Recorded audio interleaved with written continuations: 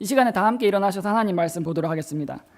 다 함께 일어나셔서요. 누가복음 22장 말씀입니다. 오늘 누가복음 22장의 오늘 본문 말씀은 짧은데요. 31절과 32절 말씀입니다. 누가복음 22장 31절, 32절 말씀입니다. 예수님께서 베드로에게 하신 말씀인데요. 저희들 다 찾으셨으면 다 함께 같이 한 목소리를 읽도록 하겠습니다. 시작하겠습니다. 시작.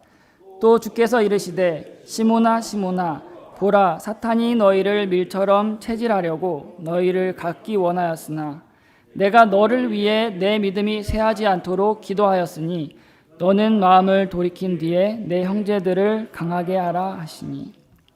기도하겠습니다. 하나님 아버지, 오늘 오전에 이어서 오후에 복된 예배 드릴 수 있게 해주신 것 감사드립니다.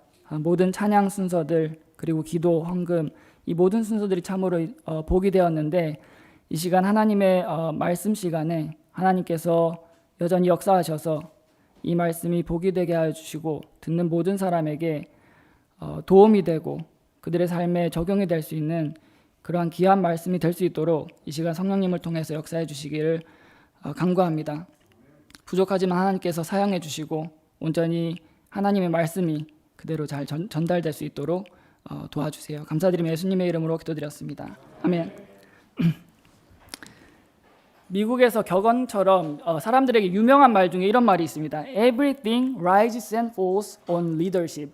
이게 이제 모든 것이 리더십에 의해서 일어나기도 하고 하락하기도 한다. 다시 말하면 모든 것이 리더십에 의해서 흥하기도 하고 쇠하기도 한다라는 말입니다. 이 말을 한 사람이 존 C 맥스웰이라는 분인데요. 이분은 저자이기도 하고요. 글을 쓰는 분이기도 하고 연설가이기도 하고 또한 목사님이기도 한 분입니다. 지금도 이제 살아계시는 걸로 제가 알고 있는데 이분이 많은 책들을 쓰셨고 또 교회를 목회를 하시고 그래서 이분이 쓴 많은 책들 가운데 여러 권들이 뉴욕 타임즈 베스트셀러에 그 명단에 오를 정도로 영향력이 있는 분 중에 한 분입니다. 그런데 그분이 이런 말을 하셨어요. 모든 것이 리더십에 의해서 흥하기도 하고 쇠하기도 한다.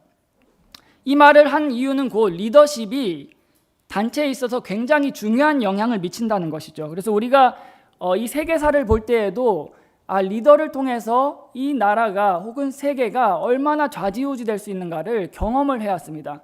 그 예로 한 가지는 히틀러가 될 수 있겠죠.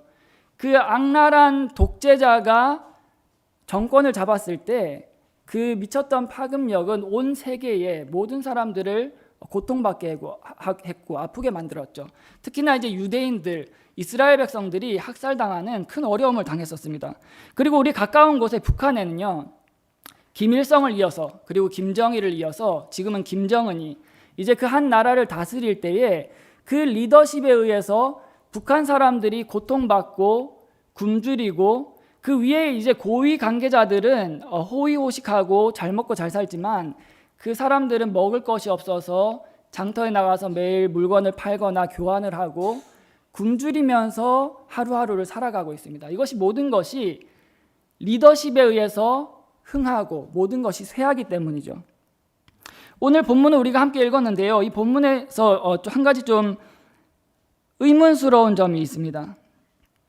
오늘 본문은 예수님께서 베드로에게 말씀하셨습니다. 베드로에게 사탄이 잘 보시면요. 사탄이 너희를 갖기 원했다고 말씀합니다. 너희를 갖기 원했는데 그리고 너희를 갖기 원해서 너희를 밀처럼 체질하기 원했다 이렇게 얘기했는데 그 뒤에 다음 구절을 보시면 예수님께서는 이렇게 말씀하십니다. 내가 너를 위해서 즉 내가 베드로 너를 위해서 베드로 너의 믿음이 쇠하지 않도록 기도하였으니 너는 마음을 돌이킨 뒤에 내 형제들을 강하게 하라.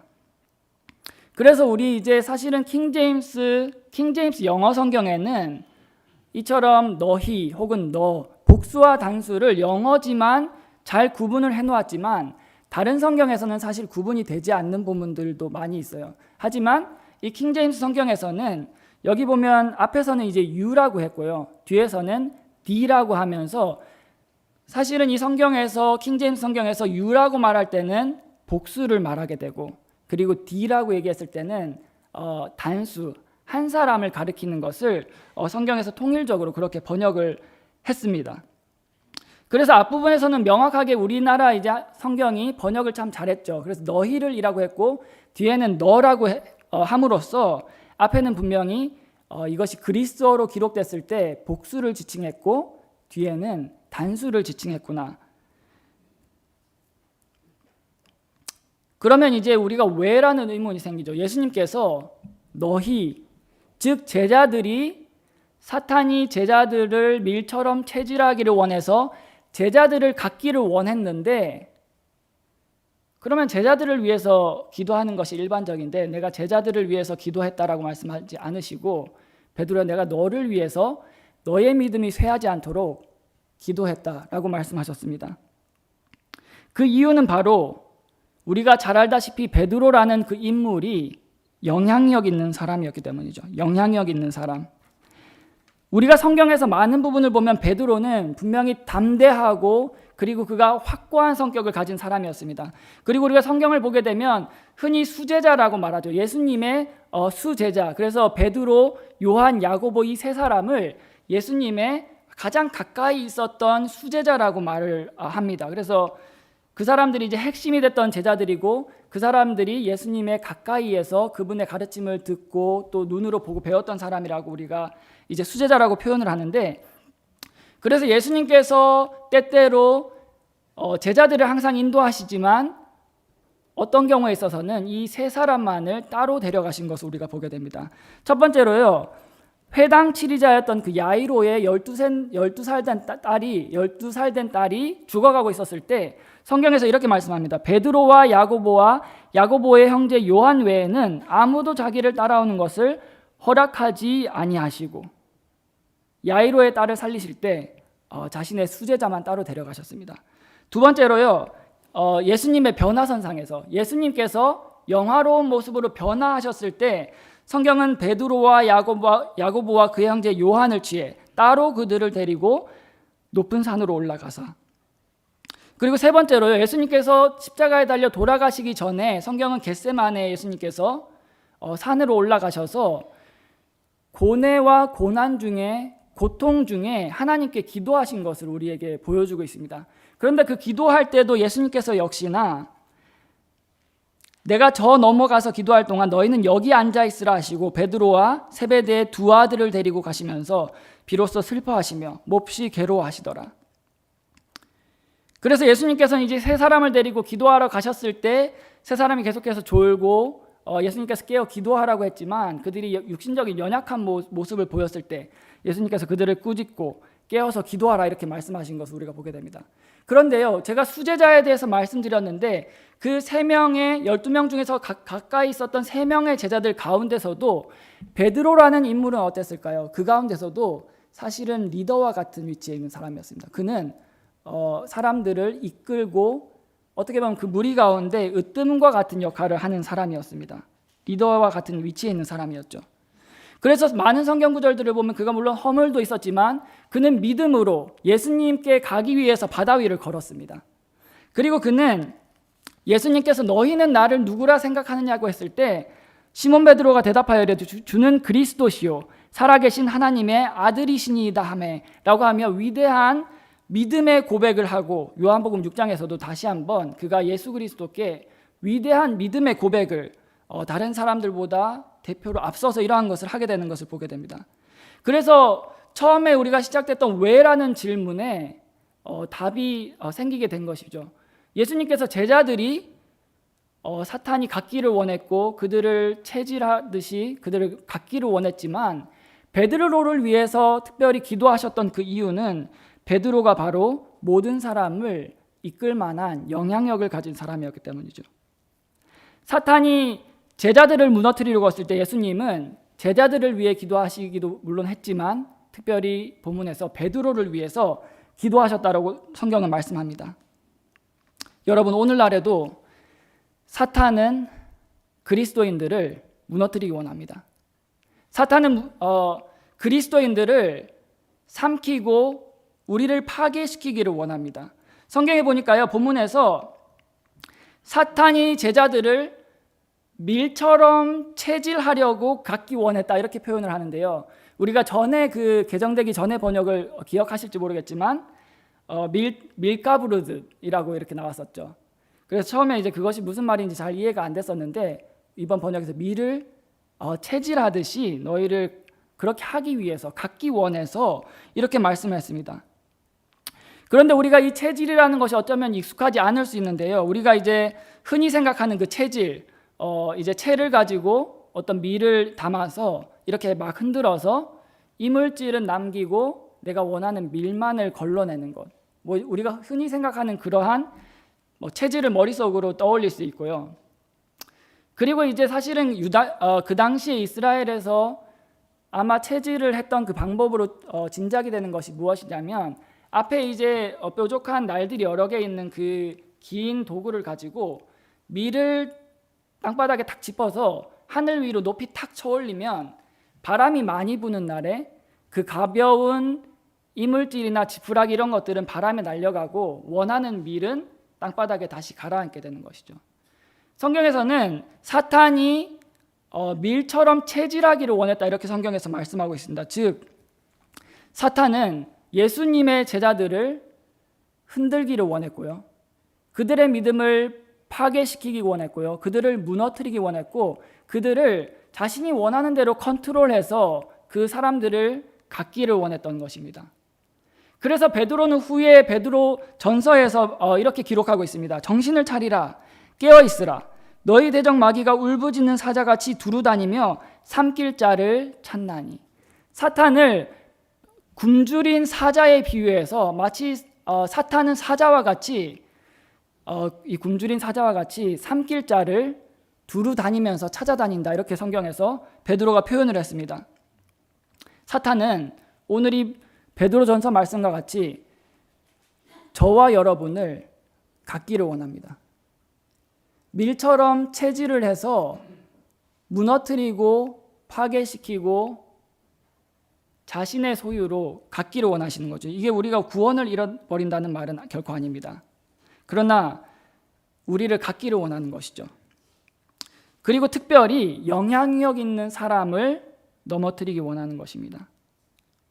왜냐하면 그렇게 했을 때 그 주변의 영향력을 받은 모든 사람들 전체가 무너지는 것을 사탄이 잘 알기 때문입니다. 사실은 제가 이 본문을 오늘 설교 본문으로 정해야겠다라고 결정을 한 것이 지난 주일날 오전에 오늘 이제 몸이 안 좋으셔서 김종희 집사님께서 나오지 못하셨는데 아침에 이제 같이 대화를 하고 교제를 하면서 여러 가지 좋은 말씀들을 저에게 많이 해주셨어요. 그런데 얘기를 하는 중에 김종희 집사님께서 제가 이제 성대모사를 못하겠지만 부산 사투리로 사탄이 참 이제 머리가 좋고 영리한 것이 사탄은 한 사람만 넘어뜨리면 그 모든 것이 넘어지는 것을 알기 때문에 리더를 공격한다. 그러나 목사님께서 이제 신실하게 말씀과 기도를 붙드셨기 때문에 이와 같이 사람들이 복을 얻게 된다 이런 말씀을 해주셨어요. 그래서 제가 예전에 설교 어떤 본문을 할까 고민을 하던 중에 이 본문을 생각했었는데 그 말씀을 듣고 이 본문을 다시 생각하게 됐습니다. 그런데 이제 이 본문을 가지고 사실 미국에 있을 때 한 목사님께서 이 복수와 단수의 개념을 통해서 말씀을 전해주셨던 적이 있습니다. 물론 이제 적용점과 내용들이 달라지겠지만 제가 그러한 것을 기억을 해서 오늘 이 본문을 정하게 된 것이죠. 그래서 주변 사람들이 영향을 받는다는 것을 우리는 성경 저 멀리서 찾을 수 있는 것이 아니라 가까운 곳에서 다시 찾게 됩니다. 예수님께서 부활하신 이후에 제자들을 만났음에도 불구하고 베드로가 이렇게 주변 사람들에게 얘기했었죠. 나는 고기 잡으러 가노라 라고 했을 때 그 주변에 있던 제자들이 모두 베드로를 따라서 함께 고기 잡으러 가는 것을 보게 됩니다. 그래서 이와 같이 사탄은 예수님의 제자들 많은 사람들이 있었지만 그 가운데 어쩌면 베드로를 넘어뜨리기를 원했을지 모르고요. 어쩌면 주변 사람들을 넘어뜨리기 위해서 베드로를 원했을지 모르는 것입니다. 그러면 오늘 이 말씀을 들으면서 여러분들 혹시 속으로 이렇게 생각하실지 모르겠습니다. 김형재님, 저는 리더도 아니고 저는 사람들에게 영향력을 주는 사람도 아니고 저는 그런 사람이 아닌데요. 저에게 적용이 되지 않는, 해당되지 않는 설교가 아닌가요? 그런데 우리가 기억할 것은요. 당신이 눈에 띄게 어떠한 곳에서 리더가 아닐지는 모르지만 여러분이 어디에선가 분명히 리더라는 것입니다. 여러분이 어디에선가는 분명히 리더의 그 역할을 하고 있다는 것이죠. 예를 들어서 가정에서요, 아버지로서 자녀들 앞에서 우리는 리더입니다. 우리 자녀들에게 영향력을 주죠. 혹은 내가 형제자매들 가운데서 내가 첫 번째 맞이에요. 그 동생들에게 내가 리더로서 마주로서 영향력을 주게 되는 것입니다. 혹은 교회에서 내가 교사로서 학생들에게 리더로서 영향력을 주게 되는 것이고, 임원으로서, 심지어 내가 안내위원으로서. 그래서 우리가 이제 그런 말이 있습니다. 어떠한 사람도 영향력을 갖지 않은 사람은 없다. 어떠한 사람도 영향력을 갖지 않은 사람은 없다. 여기 있는 모든 분들이, 여러분들이 개인적으로 생각할 때 나는 소극적이고 나는 수줍음이 많아서 나서는 것도 싫어하고 나는 주변 사람들에게 영향력이 없어라고 생각할지 모르겠지만, 이곳에 있는 모든 여러분 한 분 한 분이 누군가에게는 분명한 영향력과 힘을 가지고 있다는 것입니다. 그래서 여러분들은 어디에선가는 분명히 리더의 역할을 하고 있는 것이죠. 여러분들이 어디에선가는 분명히 리더라는 것입니다. 그래서 우리가 다시 그러한 관점에서 이 본문 말씀을 보기를 원합니다. 여러분들, 다시 한번 말씀드리지만 사탄은 여러분들을 갖기를 원합니다. 여러분들을 삼키기를 원합니다. 그러나 동시에 하나님은 여러분들을 사용하기를 원하시죠. 우리는 이 베드로의 말씀을 볼 때 한 가지 기억할 것이 있습니다. 여러분들이 각자의 자리에서 리더로서 우리가 베드로와 같이 넘어지고 실수하고 어떠한 돌이킬 수 없는 죄를 짓고 잘못을 범한다고 할지라도 우리가 반드시 기억해야 할 것은 본문에서 이렇게 말씀했습니다. 너는 마음을 돌이킨 뒤에 내 형제들을 강하게 해라. 우리가 분명히 실수할 수 있고 넘어질 수 있고 우리가 죄를 지을 수 있죠. 그러나 기억해야 할 것은 우리가 결코 다시 일어서기를 포기해서는 안 된다는 것입니다. 우리는 결코 포기하지 말아야 하는 것이죠. 우리가 넘어져서는 안 되는 많은 이유들 중에 하나는 오늘 본문에서 보는 것처럼 나로 인해서 나의 영향력을 받은 다른 사람이 넘어질 수 있기 때문입니다. 나의 영향력을 받은 다른 사람이 넘어질 수 있기 때문입니다. 우리가 죄를 짓는다 할지라도 결코 그것으로 포기해서는 안 되는 그 이유는 우리의 주변의 형제들 때문입니다. 베드로가 사실은 성경을 보면 예수님을 부인하기 전에 예수님께서 내가 마음을 베드로는 실수하거나 아직 죄를 짓지 않았는데도 불구하고 베드로야, 내가 마음을 돌이킨 후에 너는 형제들을 강하게 하라, 이 말씀을 하셨습니다. 아직 여러분들께서 나는 아직 나이가 어려서 믿음의 삶을 살면서 아직 그러한 경험을 한 적 없는데라고 생각하는 분이 계시다면 이 말씀을 꼭 기억하셨다가 나중에 혹시나 넘어지게 됐을 때, 믿음의 삶에서 내가 정말 어렵고 포기하고 싶은 순간이 왔을 때 여러분들 결코 포기해서는 안 된다는 것을, 내 주변 사람들이 그 영향으로 인해서 함께 넘어질 수 있기 때문에 결코 포기하지 말아야 한다는 것을 여러분들 꼭 기억하시기를 바랍니다. 우리 믿음의 삶에 있어서 결코 우리는 포기해서는 안 됩니다.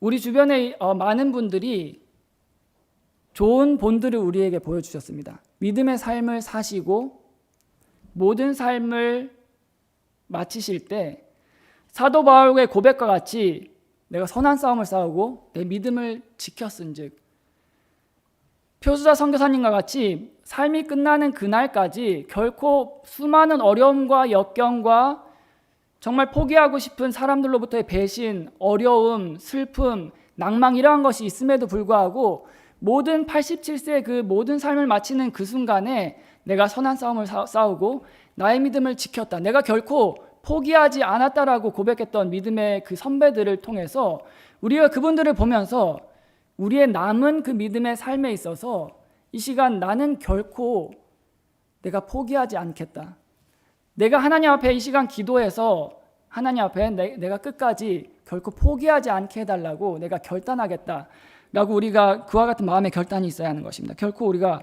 포기해서는 안 되는 것이죠. 포기해서는 안 되는 그 이유 두 번째를 우리가 베드로의 회복 이후의 모습을 통해서 우리가 볼 수 있습니다. 베드로는 그 회복 이전에 경험했던 것을 성경에 보면요, 우리가 이제 글로 읽지만 그 상황을 이해했을 때 사실은 정말 회복하기 어려운 상황이었던 것을 우리가 볼 수 있습니다.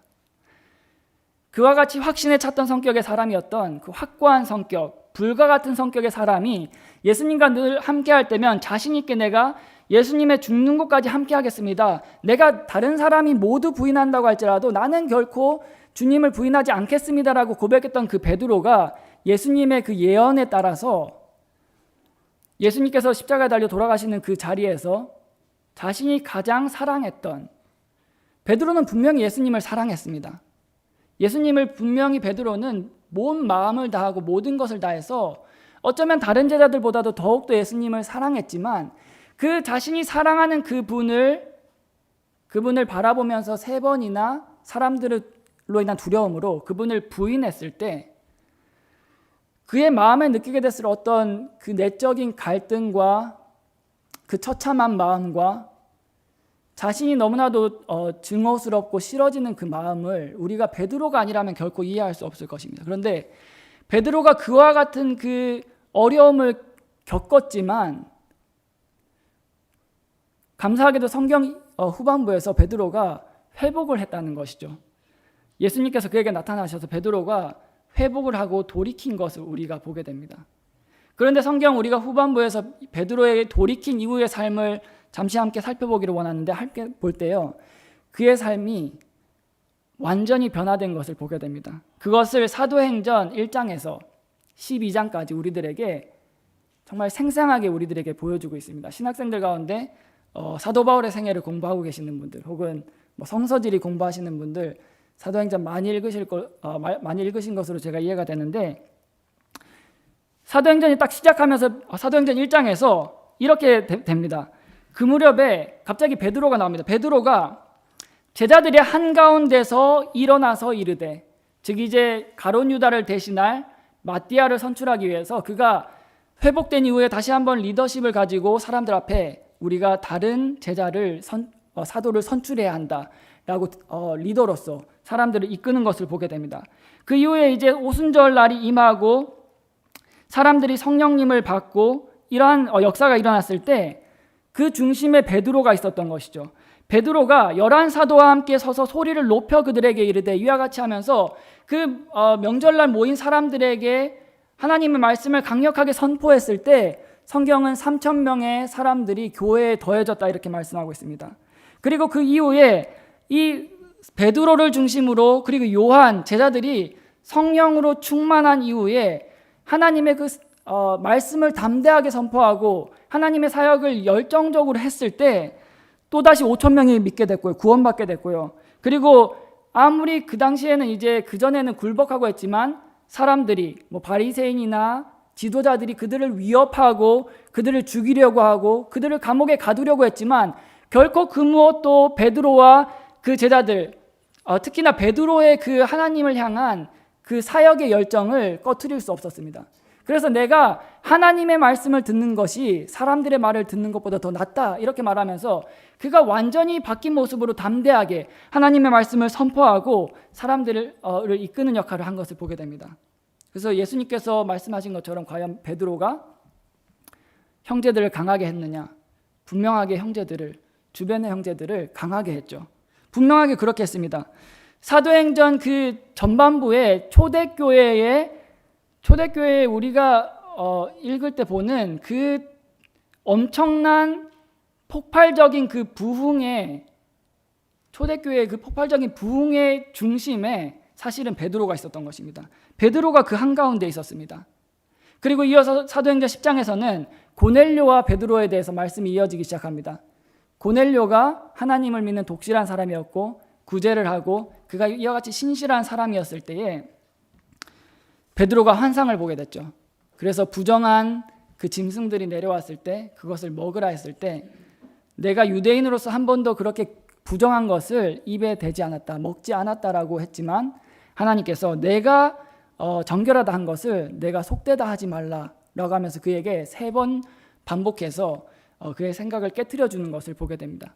그 이후에 이제 천사를 통해서 그가 고넬료와 사람들을 만나고 자기도 알다시피 내가 이방인들에게 이와 같이 하는 것이 결코 관례상 올바르지 않은 일이지만 내가 성령님을 통해서 그리고 내가 하나님의 말씀을 받은 것을 통해서 너희들에게 이 말씀을 나눈다라고 하면서 그가 하나님의 말씀을 나눴을 때 이방인들 위에도 그들이 믿고 구원받았을 때 성령님이 임하는 것을 베드로가 보게 됩니다. 그런데 이러한 일이 있고 난 이후에 주변의 제자들이 난리가 났죠. 아니 너 베드로 지금 무슨 일을 하는 거냐? 네가 우리의 리더로서 정말 우리를 이끌고 좋은 역할을 했는데 이제 와서 내가 어떤 이단과 같이 잘못된 것을 받아들이고 잘못된 행동을 하느냐? 내가 어떻게 이방인들과 교제를 하고 그들에게 하나님의 은혜의 복음을 나누느냐라고 반대가 있었을 때 베드로는 그들을 설득하기 시작했습니다. 하나님께서 자신에게 역사하셨던 그 일들을 그들에게 나눴을 때 제자들이 그것을 이해하기 시작했던 것이죠. 그래서 예수님께서 베드로를 위해 기도하셨고 그가 회복된 이후에 제자들을 말 그대로 강하게 하는 그 일들을 했는데 이 사도행전들을 보면서 우리는 그렇게 생각하게 됩니다. 만약에 베드로가 아니었다면 과연 누가 이와 같이 이방인들에게 그 고정관념과 모든 생각을 깨트려서 그들에게 가서 이와 같이 복음 전하는 그 역할을 할 수 있었을까? 베드로가 아니었다면 베드로와 같이 충동적이고 그가 어쩌면 다혈질적이고 그가 적극적인 그리고 바다 위에 뛰어내리는 그러한 특별한 성격을 가진 사람이 아니었다면 과연 누가 이방인들의 그 복음의 문을 열기 위해서 사용될 수 있었겠는가 이런 생각을 하게 되는 것이죠. 베드로는 장점도 많은 사람이었지만 허물도 굉장히 많은 사람이었습니다. 베드로가 아니었다면 누가 이 일을 할 수 있었을까? 그리고 동시에 어떻게 베드로가 허물이 많고 실수하고 잘못했던 그 사람이 이와 같은 모습으로 바뀔 수 있었을까를 또한 생각하게 되는 것입니다. 사실 그 열쇠는 성령님에 있죠. 그 중심에는 사실은 그 키는 성령 충만함에 있었습니다. 그들이 예수님을 베드로가 부인하기도 했고 다른 제자들은 도망갔고 두려워하는 모습을 보였지만 그들이 성령으로 충만한 이후에 그 전에 볼 수 없었던 그 담대한 모습으로 나가서 사역을 하고 사람들을 온 세계를 변화시키는 것을 우리가 보게 됩니다. 그 키는 바로 성령님 곧 성령 충만함이었습니다. 여러분들 우리도 어느 곳에선가는 한 사람의 리더입니다. 그리고 누군가에게 우리는 영향력을 미쳤고 또 지금도 미치고 있고 앞으로도 계속해서 죽을 때까지 주변 사람들에게 영향을 미치게 될 것입니다. 동시에 우리는 베드로와 같이 허물과 단점들이 많은 사람들이죠. 그런데 우리가 베드로와 같이 주변 형제들을 강하게 할 수 있는 그 핵심적인 열쇠는 바로 오늘날에도 성령 충만함에 있습니다. 우리가 만약에 성령으로 충만하다면 베드로가 이 당시에 했던 그 놀라운 사역들을 우리도 동일하게 할 수 있고 주변 사람들을 우리가 영향력을 미쳐서 그 사람들을 다시 강하게 하는 그 일을 우리도 똑같이 할 수 있다는 것입니다. 말씀 이제 후반부로 들어서서 이제 마무리를 하면서요. 다시 본문으로 돌아가서 이 부분을 다시 한번 눈여겨보기를 원합니다. 사탄이 너희를 밀처럼 체질하려고 너희를 갖기 원하였으나 내가 너를 위해 내 믿음이 쇠하지 않도록 기도하였으니. 예수님께서 베드로를 위해서 특별히 그를 위해 기도하셨습니다. 그를 위해 기도하셨던 거죠. 왜냐하면 예수님께서 베드로가 이제 죄를 지을 것을 알았지만 그가 크게 사용될 수 있다는 것을 알고 있었고 그가 회복되기를 원했던 것입니다. 그런데 오늘날에도 마찬가지로요. 여러분들 삶에 어떠한 어려움이 있을지 모르지만 어떠한 고난이 앞으로 있을지 모르지만 하나님은 동일하게 여러분들을 사랑하시고 여러분들에게 어려움이 닥친다고 할지라도 그것으로 회복된 이후에 여전히 여러분들을 한 사람 한 사람 하나님은 사용하기를 원하십니다. 사용하기를 원하시는 것이죠. 베드로는 3번이나 부인했지만 그 일로부터 회복되고 돌이켜서 하나님의 일에 놀랍게 사용되었습니다. 그런데 우리는 예수님을 그와 같이 3번이나 부인하는 그러한 일은 겪지 않을 것이라고 믿는데요. 그렇기 때문에 우리도 동일하게 하나님의 그 놀라운 강하신 손에 사용될 수 있고 중요한 것은 우리가 끝까지 믿음의 노선에서 포기하지 말아야 한다는 것입니다. 결코 끝날 때까지 오늘 이 시간 이후로 내 인생의 삶의 사전에 있어서 포기라는 단어는 내가 지워서 없애버리겠다. 나의 삶에 있어서 이제는 나는 포기라는 단어는 내 사전에 없다라는 결단이 오늘 있어야 하는 것입니다. 그 이유는 바로 예수님께서 베드로를 위해서 기도하셨던 것처럼요. 예수님께서 동일하게 여러분들 한 사람 한 사람 당신을 위해서 기도하기 때문입니다. 예수님께서 주변 사람들의 영향을 미칠 당신을 위해서, 특별히 당신을 위해서, 주변 사람들을 강하게 하기 위해서 당신을 위해서 예수님께서 기도하신다는 것이죠. 예수님께서 나를 위해서 기도하시는 장면이 성경에 나옵니다. 요한복음 17장에서 예수님께서는 먼저 자신을 위해 기도하십니다. 그 이후에 자신과 함께했던 제자들을 위해서 기도하셨고요. 그 다음에는 앞으로, 지금은 믿지 않지만 앞으로 믿게 될 사람들을 위해서 예수님께서 기도하셨습니다.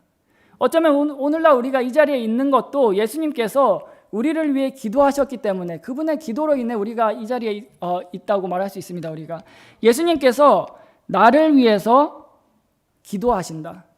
우리가 이 시간 이것을 기억해야 하는 것입니다. 뿐만 아니라 성경은 예수님과 더불어서 성령님께서도 당신을 위해서 기도하신다라고 말씀합니다.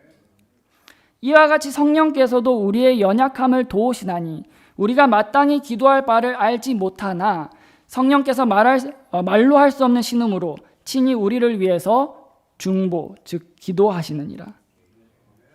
여러분의 삶에 있어서 앞으로 믿음의 삶에 여러분들이 80세 혹은 90세, 100세까지 살 때 저도 마찬가지로 어떠한 일이 있을지 우리는 결코 알 수 없죠. 그리고 오늘날 많은 사람들이 믿음의 삶을 포기하고 삶을 떠나가고 있습니다. 그러나 만약에 우리가 결코 포기하지 않는다면 우리가 예수님을 통해서 회복된 이후에 하나님의 능력으로 우리를 사용하실 것이고요. 우리는 주변 사람들을 강하게 하는 그 역할을 분명히 할 수 있습니다. 그리고 마지막 적용점으로요. 여러분, 오늘 이제 우리가 지난주와 오늘 오전에 말씀을 들었지만 사실 이 말씀은 리더를 위한 기도에 관한 말씀이었습니다. 제자들 중에서도 으뜸가는 그 역할을 했던 베드로를 사탄이 넘어뜨리면 모든 사람이 무너진다는 것을 알았기 때문에 베드로를 무너뜨리기 원했고, 예수님은 베드로를 위해서 기도하셨습니다. 이것을 우리 교회에 적용했을 때요. 잠언 28장 2절에서 이렇게 말씀합니다. 땅의 범법으로 인해 그것의 통치자가 많거니와 명철과 지식이 있는 한 사람으로 말미암아 그곳의 상태가 연장되리라. 어쩌면 우리 승리선거침례교회가, 어쩌면이 아니라요, 확신하건대 한 명의 리더를 통해서, 즉 목사님을 통해서 어쩌면 우리 이 승리선거침례교회가 연장되고 있다라고 말할 수 있는 것입니다. 우리 교회에서 가장 중요한 사람을 우리가 한 명 고르라고 한다면 모두 다 고민 없이 이 교회에서 가장 중요한 사람은 목사님이다라고 말할 것입니다. 그런데요, 동시에 우리가 본문을 통해서 기억해야 할 것은, 그렇기 때문에 사탄은 가장 위에 있는 사람을 공격하고 넘어뜨리기를 원하고, 그것이 무너졌을 때 모든 사람이 무너지는 것을 알고 있다는 것입니다. 그래서 우리들에게 적용해야 할 점은, 우리가 예수님께서 보여주셨던 본과 같이 우리가 목사님을 위해서 기도해야 한다는 것이죠. 우리가 리더를 위해서, 예수님께서 베드로를 위해서 그가 믿음이 쇠하지 않도록, 그가 이제 돌이킨 후에 형제들을 강하게 할 수 있도록 그를 위해서 기도하셨던 것처럼, 우리가 이 시간에 마지막 적용점을 생각할 때 우리 교회의 리더를 위해서 모든 교회 지체들이, 그 모든 교회의 몸이 목사님을 위해서 기도해야 한다는 것입니다. 왜냐하면 그 머리가 넘어질 때 모든 것이 영향을 받고 넘어지기 때문이죠. 그래서 오늘 여러분들과 함께 누가복음 22장에 그리고 31절, 32절에 특별히 예수님께서 베드로를 위해서 하셨던 이 기도를 통해서 베드로를 위한 기도, 제목을 말씀 안 드렸지만 그 제목으로 여러분들과 함께 말씀을 나눴습니다. 이 시간 다 함께 일어나셔서 저희들 기도하겠습니다.